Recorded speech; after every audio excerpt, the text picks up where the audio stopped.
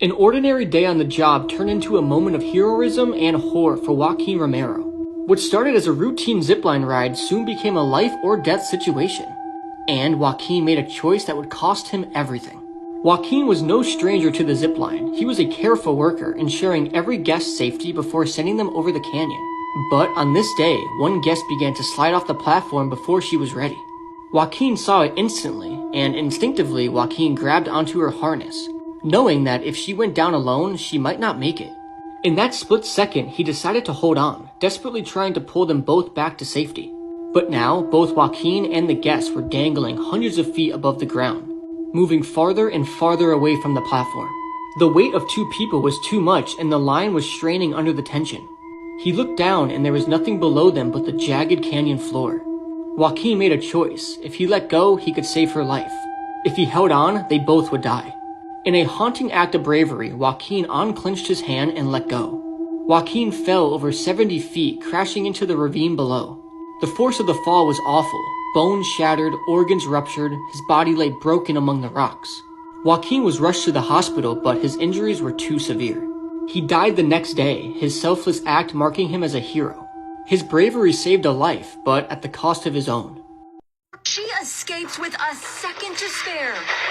Hey, yo, The drama unfolded at 2 a.m. when the woman arrived home from a long day at work. She says she noticed the stranger lurking outside her building. So the 50-year-old woman who was seen in that video has to this day still remained unidentified. And on September 23, 2021, she was returning home when this man suddenly decided to charge at her. The woman later claimed that she had seen the man and a friend hanging out acting sketchy at the base of her apartments, and that if she hadn't have locked her door the same way that she did and gotten in the nick of time, she still doesn't know what could have happened. I mean, this video is honestly horrifying. I can't imagine someone chasing me to my apartment door and barely being able to lock the door in time to keep them outside. Who knows what this person would have done if they had gotten into the apartment with this woman? It's really frightening. So police at first had no idea who this guy was, but they eventually identified him as 42-year-old Orisha Lucky. And he had 37 prior arrests on his record before that night. 37 different arrests. So after Orisha was arrested, he was charged with attempted burglary, harassment, and criminal trespassing. But it's still, that video is just so frightening, and it really is scary to think of what could have happened if she didn't get the door closed and locked just in time. This man was killed by an atomic wedgie. Denver St. Clair and his stepson, Bradley Davis, had a strained relationship. And what started as a tense family argument spiraled into a gruesome and unexpected act of violence. That night, tempers flared, and a verbal fight quickly turned physical. In a fit of rage, Brad attacked Denver with what he called an atomic wedgie. A prank turned horrifyingly lethal. He pulled Denver's underwear over his head with such force that the waistband wrapped tightly around his neck. The elastic waistband compressed Denver's airway, causing him to suffocate. When police arrived, they found a scene straight out of a nightmare. Denver's lifeless body, with his underwear still wrapped around his throat. Brad Lee Davis initially claimed it was an accident, but investigators were not convinced. The evidence pointed to a brutal and deliberate attack. The coroner confirmed the cause of death, asphyxiation due to the pressure on his neck. The force was so severe it left bruising and deep marks, a haunting reminder of an act that was both violent and humiliating. Brad Lee pleaded guilty to first-degree manslaughter, admitting he attacked Denver out of rage. He was sentenced to 30 years in prison for this awful crime. Child marriage used to be legal in America, and the story of this marriage is one of the most disturbing things I've ever read about. This is 9-year-old Eunice Winstead, and this is her legal husband at the time, Charlie Johns. So on January 19th, 1937, Eunice, who was 9 years old at the time, left her mother's house. On that morning, she told her parents that she was going out to buy herself a new doll. But instead, the 9-year-old was headed to the courthouse to meet her 22-year-old future husband, Charlie Johns. So at the time of this affair, there was no age limit on marriage in Tennessee. I mean, technically, someone could have married an adult and a baby if they paid off the minister and got everything to go through properly.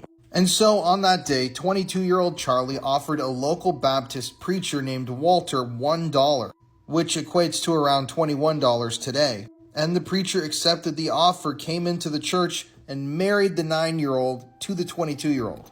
I mean, obviously, words cannot possibly describe how disturbing images like these are. Now, at first, both Charlie and Eunice's parents disapproved of the marriage, but after some thought, they eventually approved the marriage, and they just allowed them to live together and be married. Now, sadly, Eunice dropped out of school at the age of 9 after her husband, Charlie, pulled her out, and she began giving birth to their children at age 15.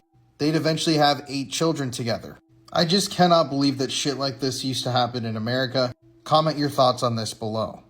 So, this prankster on TikTok was just arrested for spraying bug killer on grocery store produce. I mean, this is essentially poisoning people. You can literally damage somebody's esophagus by putting that on there. Not to mention, it could probably give them mouth cancer or throat cancer too. The TikTok user's name is Charles Smith. He goes by Wolfie Coletti, but he got charged with a class 6 felony, which is introducing poison to something. Also, if your content is poisoning people, what is wrong with you? Like, was that supposed to be a prank, bro? That's crazy. Also, for those that didn't see the video, he sprayed it on fruit and vegetables, but on top of that, he also sprayed it on some cooked chicken. Now, obviously, nobody's gonna wash their fried chicken from Walmart, so if they ate this, they would probably die from it. This happened close to the new year. I think it happened on December 22nd or 23rd. He did go back in after seeing a flood of online comments saying how awful he is. So he went back in 10 minutes later. He picked up all the items he sprayed. He then moved a cart to the back of the store so no one could buy it. However, there is no way he remembered every single item he sprayed, and there was definitely cross spray all over the place. Let's be real. Investigators were already on him, but he turned himself in voluntarily. He explained to them he does this to be a troll and prank videos. This prank reminds me of when COVID hit and people were opening up ice cream tubs in the store and licking them, and then they were just putting them back. He also admitted he earns like a ton of money, $6,000 to $10,000 a month on social media by posting these pranks. He admitted to basically holding 7-Eleven workers inside of the 7-Eleven with a bungee cord on the door, dropping an entire pumpkin in frying oil, and then putting eggs and bacon, raw by the way, in someone's laundry. This is the most menace behavior ever. This happened in Mesa, Arizona. He has yet to speak on his arrest, but I'm sure he will soon. Let me know your thoughts. This couple's life was turned upside down by chilling online threats that spiraled out of control. But the true identity of the person responsible will absolutely stun you. It was January 2023 when life began to get really scary for a few people in Peterborough. Megan Brailsford was a devoted mother. She was an animal lover and actually loved them so much that she trained to become a vet. She was really hardworking and loved her job. She met Daniel Dugdale in the local area while she was out and about one day. She was really drawn to how friendly and chatty he was. They were both single, he asked her out, and the rest was kind of history. After 6 or 7 months, the pair moved in together and became a little family unit. Sadly though, around Christmas, the pair broke up. It was a couple of weeks later that the pair became a target of horrific harassment online. It was January 2023 that an account called Authentic Dan reached out to a random person online to say, "I've killed my partner, can you call police for me as I can't bring myself to do it?" Now, although the anonymous account didn't give a name, the address was given as Dan's address. Officers obviously showed up expecting to find a murder scene. They had tasers, but as they knocked on the door and Dan answered, he just seemed completely stunned. On police body cam footage, he was completely shaken, and he even called Megan at work to prove to the officers that he hadn't killed her, she was alive. But this was unfortunately far from an isolated incident. Just weeks after, another online user got another disturbing message from a user called Megan. This time it said that she had killed her ex-partner, and the message was accompanied by a very graphic picture showing blood all over the floor. The recipient of this horrific message did call police and reported it. This time an armed unit was sent to Megan's address. Officers searched the property and Megan explained what had happened weeks before to Dan. They then obviously did a welfare check on Dan just to make sure that he wasn't dead, which he wasn't, and they kind of apologised and said that they would look into this. Now, Dan actually told them at the time that an anonymous account had been posting malicious messages about him, saying that he'd unalived himself and had also been sending explicit images to him. Dan explained that he'd been experiencing anxiety and was unable to sleep due to what had been going on. Again, things continued to escalate. Megan started receiving Facebook messages stating that the individual behind the accounts was going to kill both her and Dan. The messages then took a new disturbing turn. This time, the accounts were claiming that Megan had killed her children. It got to the point where police were being called almost daily to Megan and Dan's addresses. The NSPCC were even informed that Megan may be abusing her children. Police now deem this to be a stalking case. Yet again, the anonymous accounts persisted and Megan started getting some really creepy audio messages. Clearly a voice-changing app had been used, and the creepy, distorted voice told Megan that they were coming to get her. She received threats of threats to run her off the road, and messages threatening her dog's safety. Clearly, the stalker or stalkers knew a lot about the pair of both of them, including their addresses. They even sent horrific details like, quote, "The bedrooms at the front of the house are your kids', right?" Investigators knew whoever was behind these messages was obviously very dangerous. They invited Megan in to have her phone downloaded and asked Dan as well. Strangely though, Dan kept making excuses as to why he couldn't bring the phone in, whereas Megan did this straight away. Interestingly, one recipient of an anonymous message online about Megan received a message on Facebook off Dan, and off the actual Dan this time, not just somebody pretending to be Dan. Very tellingly, Dan messaged this woman saying, "I think you've been getting the same messages as me." But the woman found this very odd because she'd never told Dan that she was receiving these messages, so how would he know? Police were obviously now very suspicious of Dan. Had he set the whole thing up and harassed himself to make it look like he was a victim? He was arrested and his phone was seized. On his phone there was damning evidence, including drafts of messages saved in his notes app that were exactly the same as messages that Megan had received.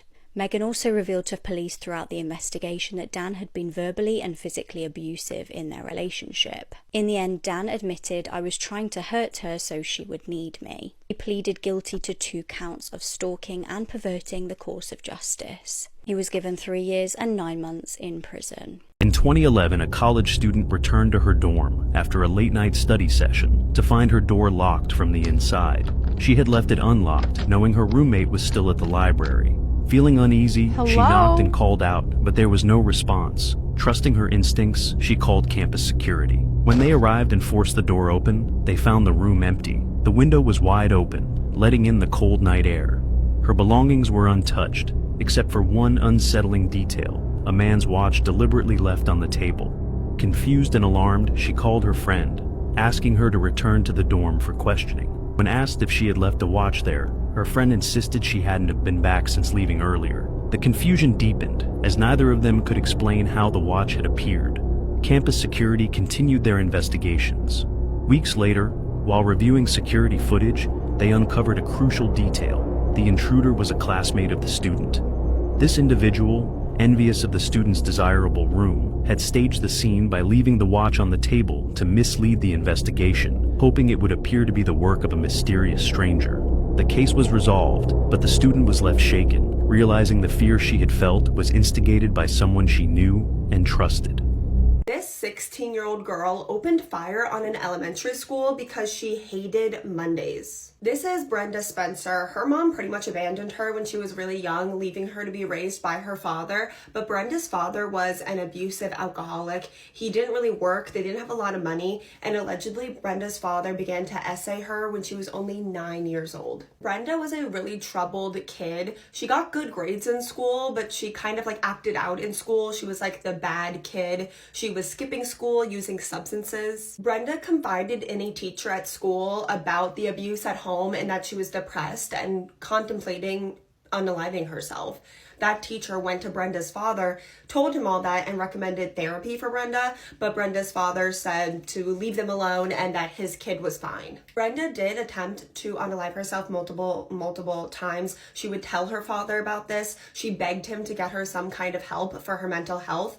And, this was the 70s, so mental health awareness wasn't really a thing like it is today. Not trying to make excuses for Brenda's father because he is the worst. That Christmas, Brenda was 16 years old. She asked for a radio for Christmas, but instead her father bought her a weapon.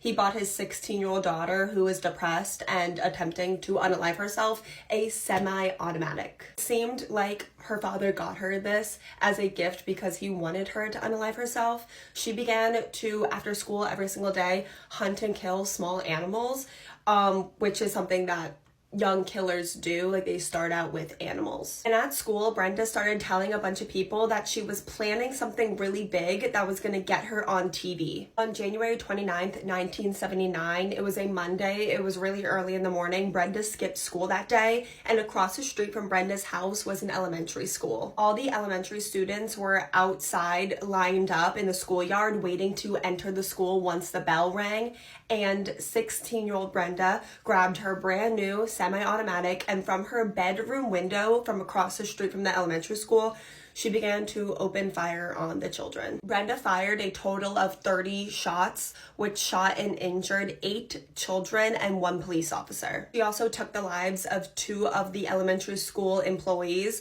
that gave up their lives to protect some of the children and get them to safety. Those 2 brave school employees that gave up their lives to protect these children was the principal, Burton Ragg, and a custodian for the school named Mike Shushar. Police had to park a huge truck in front of the school's entrance to block Brenda's attack from across the street. Brenda then barricaded herself in her house for hours while her house was completely surrounded by police officers and SWAT team. A local journalist called Brenda's house at this time while she's barricaded herself inside and asked her why she did it, and 16-year-old Brenda infamously said that she opened fire on this elementary school because she hated Mondays and it made it more fun. And after over 7 hours, a negotiator was able to convince Brenda to surrender after they promised her that they would give her Burger King. And only a month after this huge tragedy, an Irish rock band ended up putting out a song that was inspired about this tragedy called I Don't Like Mondays,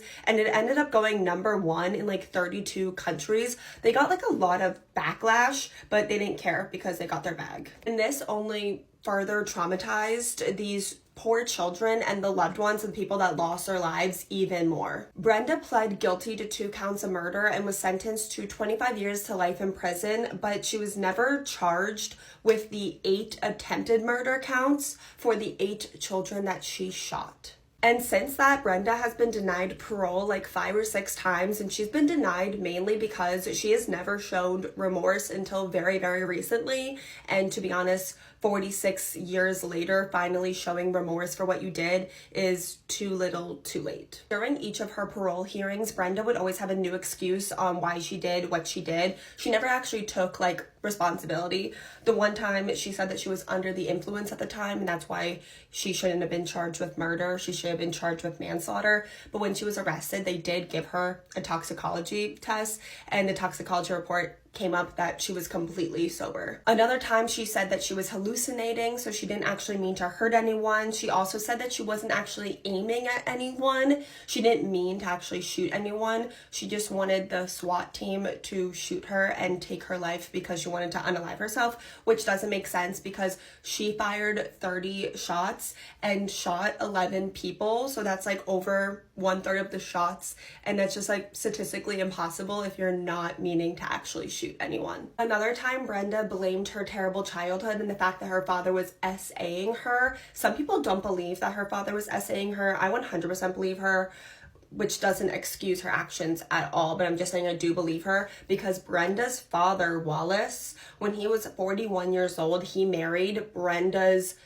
cellmate when she was in juvie, and that was a 17-year-old girl, 41 and 17, and he ended up getting the 17-year-old girl pregnant. And that's the case of Brenda Spencer. Pretty scary girl. She's still up for parole still, but I don't think she'll ever be released, if I'm just being completely honest. Let me know all your thoughts in the comments. While you're there, please let me know what case you want to see me cover next. And until then, love you guys so much, and I'll see you guys next time.